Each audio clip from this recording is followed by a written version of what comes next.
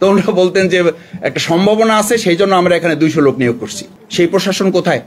জামাত ইসলামী ছাত্র শিবির তো নিষিদ্ধ ছিল না, তাদের প্রোগ্রাম হইতে পারে সন্দেহ করে 500 প্রশাসন নিয়োগ করতেন, আর এখন 30 জন একটা মিছিল করে চলে যাচ্ছে। কোথায় প্রশাসন?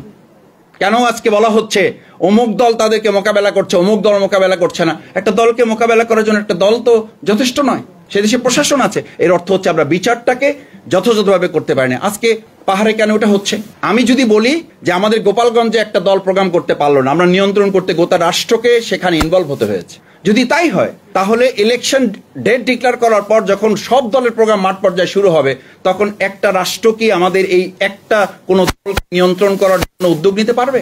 ঢাকা বিশ্ববিদ্যালয় মতো একটা ডাকসু নির্বাচনে আমার যতটুকু জানা আছে সেখানে উপদেষ্টাদের ইনভলভ হতে হয়েছে, রাজনৈতিক দলগুলোর সাথে নেগোশিয়েট করার জন্য উপদেষ্টা বৃন্দকে ইনভলভ হতে হয়েছে। তাহলে আমাদের দেশে 300 আসনে যখন নির্বাচন হবে, কতজন উপদেষ্টা কতজন আসনে ইনভলভ হবেন এটা আপনাদের ভাবা উচিত, এটা উপদেষ্টা বৃন্দের ভাবা উচিত, স্বরাষ্ট্রমন্ত্রীর ভাবা উচিত, আইজিপির ভাবা উচিত। আমি ডাকসু নির্বাচনে সাধারণ একজন অবজারভার হিসাবে আমার দেখার, জানার, বোঝার সুযোগ হয়েছে। গোটা রাষ্ট্রকে ইনভলভ হতে হয়েছে। জাহাঙ্গীরনগর বিশ্ববিদ্যালয় আমাদের 72 ঘন্টা অপেক্ষা করতে হয়েছে সেখানকার ফলাফলের জন্য।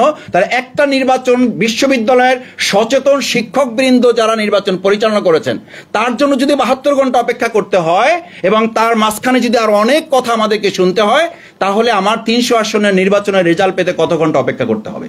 রাজশাহী বিশ্ববিদ্যালয় যদি একটা মব সৃষ্টি করে কেউ কেউ সেখানে একটা দাবি আদায়ের নামে বিশ্ববিদ্যালয়ের নির্বাচন পিছিয়ে দিতে পারে, তাহলে তো আমি ধরে নেব আমার নির্বাচন ডিক্লেয়ার হওয়ার পর যখন লেভেল প্লেইং ফিল্ড হবে, নিশ্চিত হবে, তখন আমার কারো পছন্দ না হলে আমরা একটা মব সৃষ্টি করে আমার নির্বাচনের ডেট আমরা পিছিয়ে দেওয়ার দাবি তুলব। আমরা পারছি না তো। এই যে ফেসিবাদী রাষ্ট্র ব্যবস্থার দর্শন, পরিকল্পনা, চিন্তা, ক্যারেক্টার, হ্যাবিট, নেচার, এগুলো আমাদের যখন পরিবর্তন হয় নাই, তখন শুধুমাত্র নির্বাচন কমিশন ইজ নট এনাফ, শুধু law and enforcement law is not enough.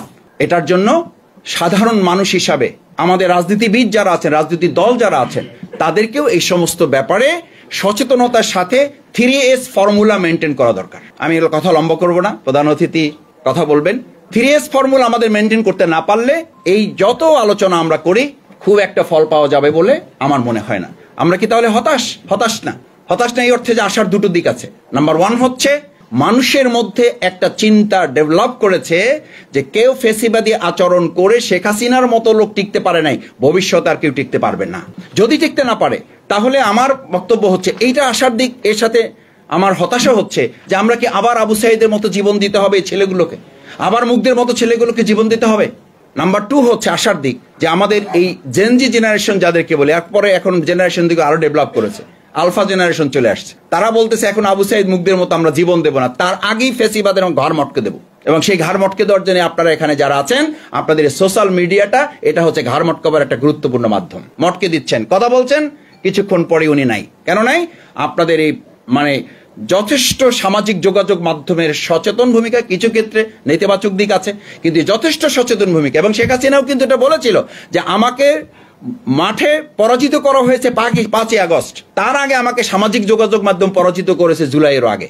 আমি মিডিয়ার কাছে সামাজিক যোগাযোগ মাধ্যমে আমি পরাজিত হয়েছে জুলাইয়ের আগে, তারপরে 5 তারিখ এটা ডিক্লারেশন হয়েছে। সুতরাং সেই জায়গাটা কিন্তু আমাদের আছে। সেজন্য 3S ফর্মুলাটা হচ্ছে যে আমাদের জাতি হিসাবে যারা যে যেখানে আছি, ফার্স্ট থিং আমাদেরকে সিনসিয়ারলি এই রেজিস্ট্রেটটা পরিচালনায় নিজেদেরকে ইনভলভ করতে হবে। সেখানে যেন আমাদের দেশপ্রেমটা থাকে। সেখানে খাগড়াছড়ির মতো একটা জায়গায় দেখেন যারা ধর্ষণ করেছে তাদের সাথে কোনো মুসলমান নাই।